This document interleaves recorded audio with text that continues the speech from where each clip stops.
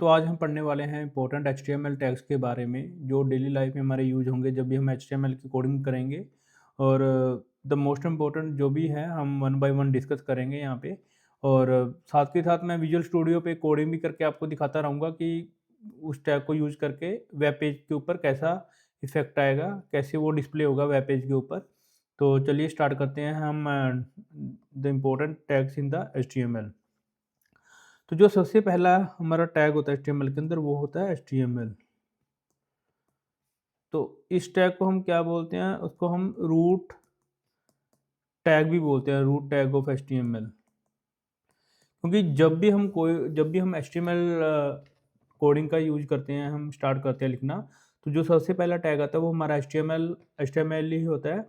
क्योंकि जितना भी कोडिंग का पार्ट होता है सब सारा का सारा, चाहे वो विजिबल है वेब पेज के ऊपर चाहे नहीं है वेब पेज के ऊपर, वो सारा का सारा जो कोड होता है वो हमारा HTML टैग्स के अंदर ही लिखा जाता है। इसका opening tag and then closing tag, और जो भी हमारा कोड होगा चाहे विजिबल हो चाहे नॉन विजिबल हो, वो सारा का सारा कोड हमारा इसी के अंदर आएगा। मैं आपको वेब पेज के ऊपर भी पैरेलली और कोडिंग कोड के अंदर भी दिखा देता हूँ। ये देखो, जैसे ये हमारा है,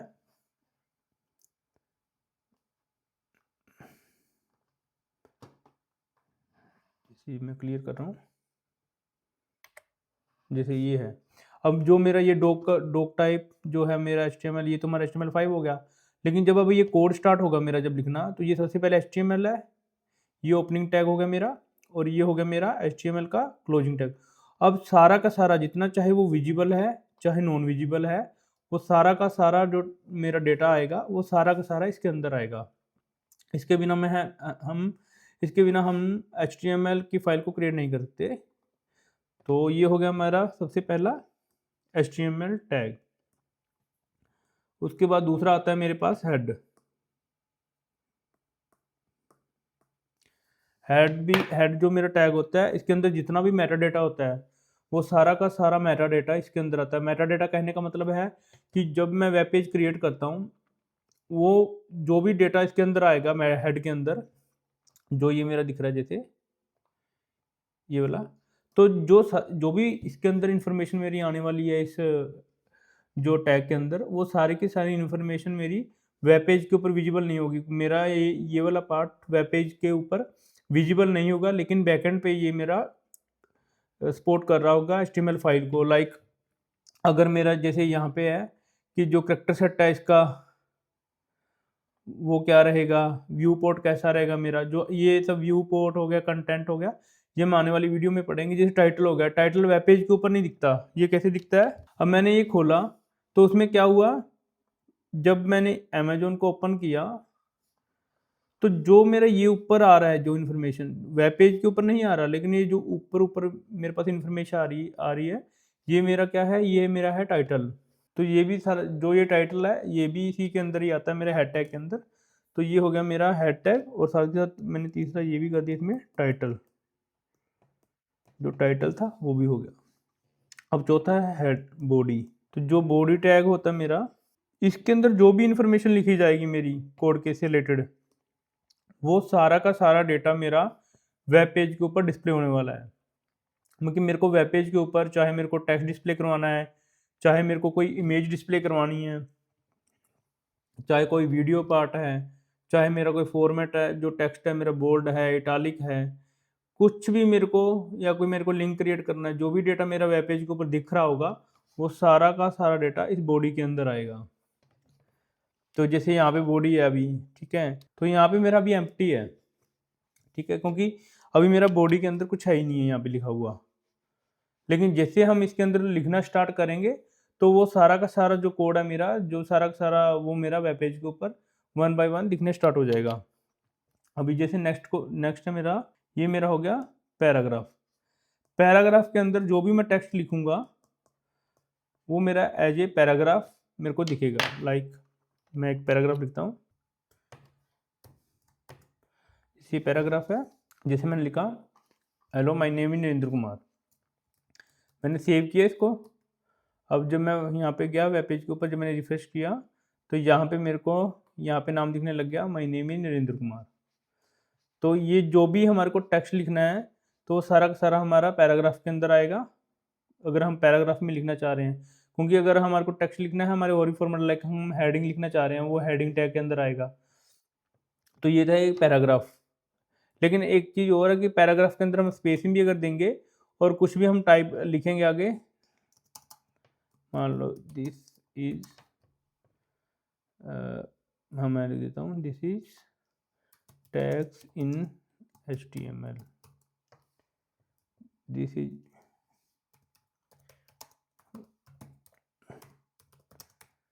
टू टैग्स इन HTML। मैंने ये सेव किया, मैंने रिफ्रेश किया, तो यहाँ पे एक चीज़ आपने नोटिस की होगी कि यहाँ पे मैंने यहाँ पे काफ़ी स्पेस दिया था, यहाँ पे ये 4 स्पेस मैंने दे रखे हैं।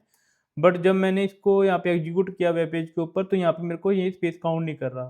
तो जो पैराग्राफ जो मेरा टैग होता है, इसके अंदर क्या है कि ये स्पेसिंग को काउंट नहीं करता। अगर आप नेक्स्ट लाइन में भी लिख दोगे इसको एंटर करके, अगर मेरा क्लोजिंग ओपनिंग टैग के बाद क्लोजिंग टैग चाहे मेरी 4 लाइनों के बाद आए, लेकिन वो आउटपुट में मेरे को सिंपल लाइन में ही दिखाएगा।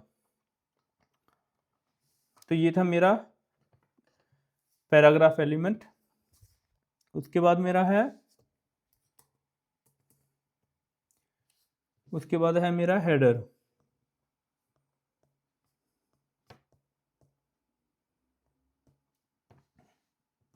ये क्या है मेरा H1, जो भी मेरा ओपनिंग होगा वही क्लोजिंग होगा। पर मैंने यहाँ पे लिखा है कि जो मेरा हेडिंग टैग है वो H1 से उसकी H6 वैल्यू होती है, क्योंकि अगर H1 है तो जो इनका फ़ॉन्ट साइज है वो फिक्स है यहाँ पे। तो अभी अगर मैं H1 यूज करूँगा तो मेरा जो फ़ॉन्ट साइज होगा वो बिगेस्ट होगा, लार्जेस्ट या बिगेस्ट, ठीक है। फिर H2 इससे छोटा होगा, H3 फिर इससे छोटा होगा, तो H6 क्या होगा, वो स्मॉलेस्ट होगा। तो जो टाइटल देना है, और इनका जब भी मैं H1 यूज करूँगा जितनी बार भी, या मैं H2 यूज कर रहा हूँ, तो उनका फ़ॉन्ट साइज सभी का सेम होगा, वो बाय डिफ़ॉल्ट HTML के अंदर फिक्स है साइज। तो अभी मैं एक HTML टैग का यूज करके देता हूँ। यहाँ बॉडी थी, मैंने इसी के नीचे यहाँ दे दिया H1 tags in HTML video. मैंने ये किया, रिफ्रेश किया, तो यहाँ पे देखो मैंने H1 में लिखा, तो इसका जो टैग जो फ़ॉन्ट साइज है वो काफ़ी बड़ा है और बोल्ड में भी है। तो ये मेरा जो हेडिंग एलिमेंट है, अगर मान लो सपोज मैं सेम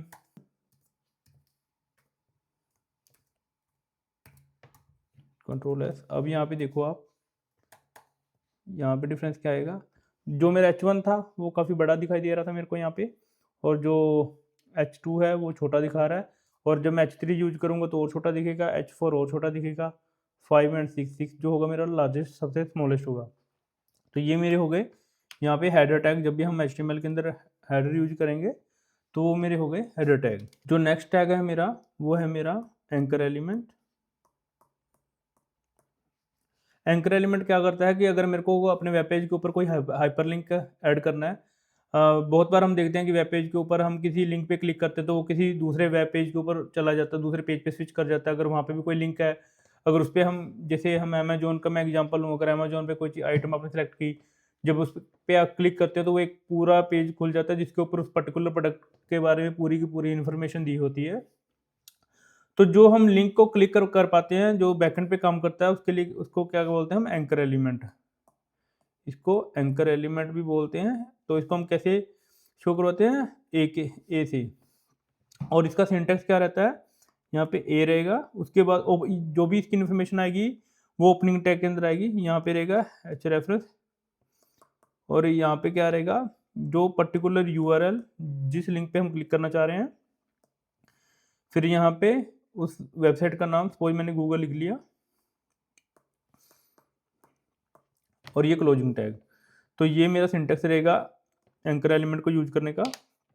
तो अभी हम प्रैक्टिकल करके देखते हैं विजुअल स्टूडियो के ऊपर, तो वो कैसे काम करेगा। जैसे यहाँ पे मैंने अमेजोन का किया था, मैं यही लिंक कॉपी कर लेता हूँ। यहाँ पे मैंने इतना लिंक कॉपी किया, यहाँ पे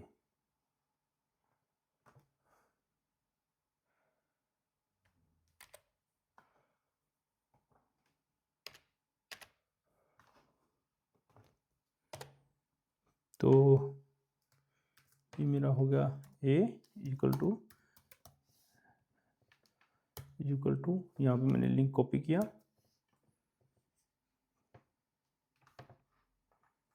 और ये मेरा, अब यहाँ पे लिख दूँ मैं अमेजोन और मैंने किया सेव।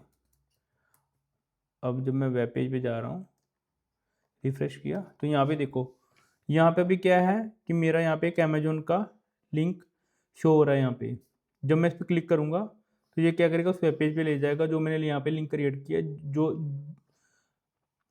और अगर जब हम अपना यूज़ करना चाहेंगे, जो भी हमारा वेबसाइट का नाम होगा या जो भी नेक्स्ट पेज का नाम होगा, हम उस पेज का नाम यहाँ पे शो करेगा जो भी हम लिखना चाह रहे हैं।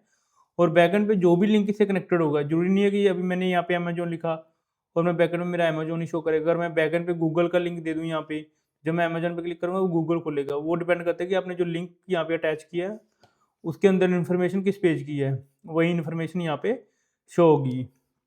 तो ये था मेरा एंकर एलिमेंट, ये बहुत इंपॉर्टेंट एलिमेंट है HTML के अंदर। उसके बाद है मेरा इमेज एलिमेंट। इमेज एलिमेंट का क्या होता है कि अगर हमारे को वेब पेज के ऊपर कोई इमेज शो करनी है तो उस इमेज को कैसे शो कर सकते हैं, तो इसका रहेगा यहाँ पे इमेज। ये सारा का सारा ओपनिंग टैग के अंदर ही आएगा सारी इन्फॉर्मेशन, क्योंकि जो भी इन्फॉर्मेशन चाहिए होगी वो सारी की सारी इसी के अंदर इंक्लूड हो जाएगी। तो इमेज, यहाँ पे सोर्स, जो भी हमारी फाइल का नाम है, फाइल नेम .png या jpeg, जो भी फाइल का नाम है। और अल्टरनेटिव में क्या आएगा, उस पर्टिकुलर इमेज की डिस्क्रिप्शन, और यहाँ मेरा क्लोज हो जाएगा टैग। डिस्क्रिप्शन का मतलब ये है कि अगर मान लो जो मेरी फाइल है मैंने अटैच की थी अपने सिस्टम से, अगर वो डिलीट हो जाती है या करप्ट हो जाती है उस टाइम पे, जब कोई एक्सेस करना चाह रहा है वेब पेज को, उस वेबसाइट को, तो उस टाइम पे अगर वो इमेज लोड नहीं हो पाती तो उस केस में क्या होगा, तो जो मैंने यहाँ पे डिस्क्रिप्शन दे रखी है इस फाइल के अंदर, तो वो डिस्क्रिप्शन दिखाएगा कि ये किस चीज़ से रिलेटेड इमेज थी। वो जो इमेज होगी वो इमेज ना दिखा करके कुछ वैसे, कई बार आपने देखा भी होगा कि छोटी सी इमेज आ जाती है जिसमें कुछ भी डेटा नहीं होता, बट वो दिखा देता है कि ये इमेज नहीं लोड हो रही, बट उसके पीछे कुछ ना कुछ इन्फॉर्मेशन होती है। तो ये उसी चीज़ को बोलते हैं कि ये मैं आपको अभी प्रैक्टिकल करके दिखा दूंगा कि ये फाइल कैसे दिखेगी, और अगर फाइल करप्ट है तो उसमें किस टाइप में इमेज दिखेगी। चलो अभी हम प्रैक्टिकल करते हैं इसका। अब देखो यहाँ पे मैंने इमेज, यहाँ पे सोर्स सेलेक्ट किया, ये मेरी इमेज पड़ी है, और अल्टरनेटिव में नाम दे रहा हूँ इसको एप्पल इमेज, और मैं इसको टैग को बंद कर दे रहा हूँ। सेव किया। अब मैंने जब इन्फॉर्मेशन करूँगा सेव, तो यहाँ पे देखो काफ़ी बड़ी इमेज मेरे को दिखाई दे रही है। इसको हम फिक्स कर सकते हैं HTML, जब हम CSS आगे करेंगे तो उस टाइम पे हमारे को इसके पैरामीटर देने होंगे कि कितनी हमारे को लेंथ चाहिए इमेज की, कितनी ब्रेथ चाहिए। तो वो हम सारा का सारा CSS में करते हैं। अगर मैं एक टेम्परेरी यहाँ पे आपको शो करके दिखा देता हूँ, इसको इमेज को छोटा करके यहाँ पे टेम्परेरी के लिए, बट ये सारा का सारा हम CSS में करते हैं, यहाँ पे नहीं करते HTML के अंदर। तो यहाँ पे 200 px क्या होता है हमारे पिक्सल्स, हाइट मैंने दे दी, विथ 200 पिक्सल, सेव किया।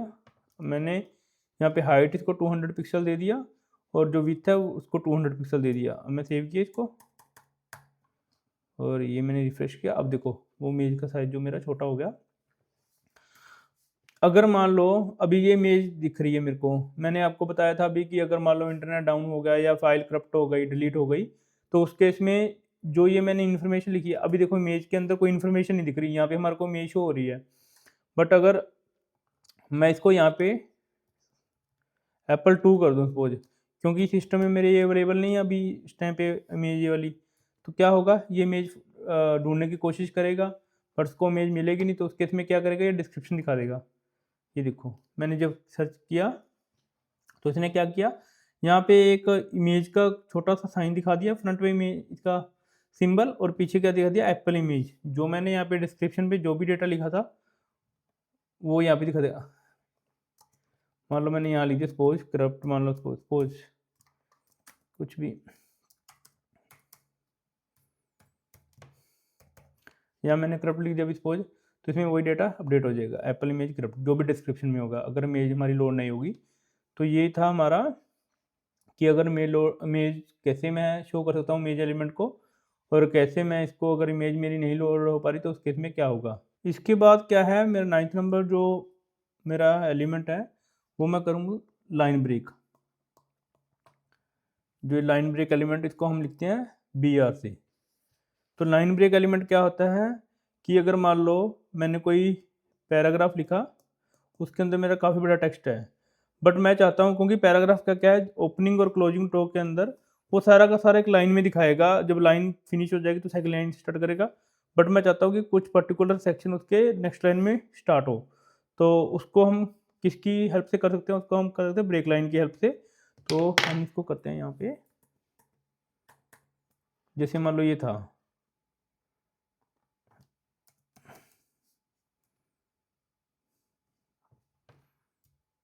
अब मैंने यहाँ सेव किया इसको। अब यहाँ पे जब मैं वेब पेज को देख पा रहा हूँ, तो इसमें क्या है कि hello my name is Narendra Kumar, this video related to HTML tag, ये आ रहा है। बट मैं क्या चाहता हूँ कि जो मेरा ये नाम है ये पहली लाइन में आए, और जो ये दूसरी वाली लाइन है वो मेरी सेकेंड लाइन के अंदर आए। तो उसको मैं कैसे लिख सकता हूँ यहाँ पे, तो मैं यहाँ पे लगा दूंगा अपना BR टैग, सेव।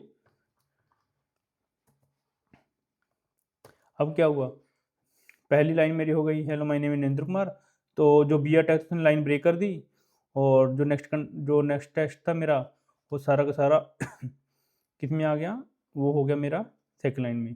तो ये मेरा काम होता है BR ब्रेक लाइन का। नेक्स्ट मेरा है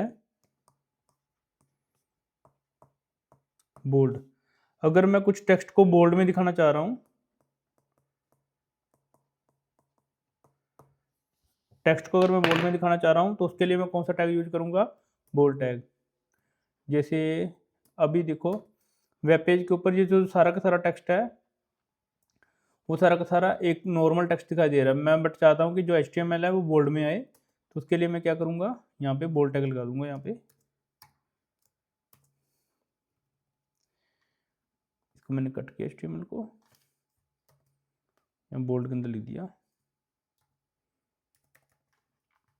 तो अब क्या होगा, जो HTML है मेरा वो बोल्ड के अंदर दिखाई देने लग गया। तो अगर मेरे को कुछ भी टेक्स्ट बोल्ड में यूज करना है, जब मैं HTML की कोडिंग कर रहा हूँ, अगर उसमें कुछ मेरे को अपने वेब पेज के ऊपर बोल्ड में दिखाना है, तो with the help of bold tag मैं उसको दिखा सकता हूँ। तो नेक्स्ट जो एलिमेंट है मेरा वो क्या है, वो इटालिक। इटालिक में क्या होगा, जो मेरा ये अभी टेक्स्ट मेरे को जो सारा का सारा स्टेट वर्टिकल स्टेट में दिख रहा है, वो थोड़ा सा टिल्ट हो जाएगा, थोड़ा सा टेढ़ा दिखेगा मेरे को। जैसे मान लो मैं अपना नाम इटालिक में दिखाना चाह रहा हूँ, तो उसमें क्या करूँगा, यहाँ पे जो इसका टैग होगा वो होगा आई।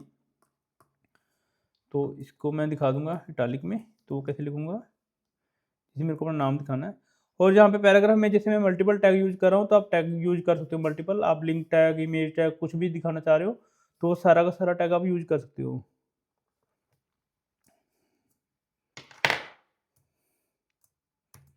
ये इटालिक टैग ये मैंने कट किया, इसके अंदर पेस्ट किया, सेव कर दिया, और मैं रिफ्रेश किया। तो अब यहाँ पे देखो, जो ये टेक्स्ट के कंपैरिजन में जो मेरा तो नाम था यहाँ पे थोड़ा टिल्ट में आने लग गया। पहले जो स्टेट वर्टिकल स्टेट था और वो थोड़ा टेढ़ा दिखाई दे रहा है। तो ये होता है मेरा इटालिक। उसके बाद है हमारा अंडरलाइन टैग। अगर मान लो हमारे को कोई टेक्स्ट है, कुछ टेक्स्ट है हमारे को, वो उसको अंडरलाइन दिखाना चाह रहे हैं हम, तो उसको हम कैसे दिखाएंगे underline, with the help of you tag. जैसे लाइक मैं अभी आपको टैग्स इन HTML वीडियो, जो मैंने यहाँ पे हेडिंग दी है, मैं इसी को दिखाना चाह रहा हूँ। अपना H2 जो हेडिंग है, इसी को मैं अंडरलाइन में शो करना चाह रहा हूँ। तो इसको मैं करता हूँ अभी अंडरलाइन। तो यहाँ पे क्या होगा, यू। तो जो टैग्स इन HTML है मेरा, इसको मैं कट कर रहा हूँ और इसके अंदर पेस्ट, सेव किया। अब यहाँ देखो, तो जो मेरा टेक्स्ट था tags in HTML video H2 के अंदर जो लिखा हुआ था, क्योंकि यहाँ पे मैंने यू जो H2 के अंदर किया है, तो वो मेरा अंडरलाइन यहाँ पे दिखाई देने लग गया। तो ये था मेरा अंडरलाइन टेक्स्ट। इस वीडियो में हम इतना ही करेंगे, बाकी जो इम्पोर्टेंट और भी हैं काफ़ी इम्पोर्टेंट टैग्स HTML के अंदर, जब हम अपने वेब पेज को डिज़ाइन करेंगे तो उस टाइम पे यूज होंगे। तो नेक्स्ट वीडियो में हम उसको भी हम यहाँ पे प्रैक्टिस करके देखेंगे कैसे यूज कर सकते हैं। और उसके बाद हम नेक्स्ट अपना जो ये टैग्स है डिटेल में, अभी मैं एक बार आपको हाईलाइट करके ये सारे के सारे टैग्स बता रहा हूँ, ताकि आपका एक बार जब आप प्रैक्टिकल करोगे उससे पहले आपका जो बेसिक है वो बिल्कुल क्लियर हो जाए, थोड़ी सी बेटर अंडरस्टैंडिंग हो जाए आपकी। उसको एटलीस्ट आपको बेसिक पता होगा कि हाँ ये टैग है, इसको कैसे यूज़ करना है। बाकी जब हम उसको वेब पेज, कोई सिंपल वेब पेज डिज़ाइन करेंगे तो उसमें आपको हेल्प मिलेगी जल्दी से अंडरस्टैंडिंग बनाने के लिए, जल्दी से सीखने के लिए। आई होप आपको ये वीडियो अच्छा लगा होगा। अगर आपको ये वीडियो अच्छा लगा हो प्लीज़ चैनल को लाइक करें, शेयर करें और चैनल को सब्सक्राइब कर दें। तो thank you so much for watching this video. मिलते हैं नेक्स्ट वीडियो में।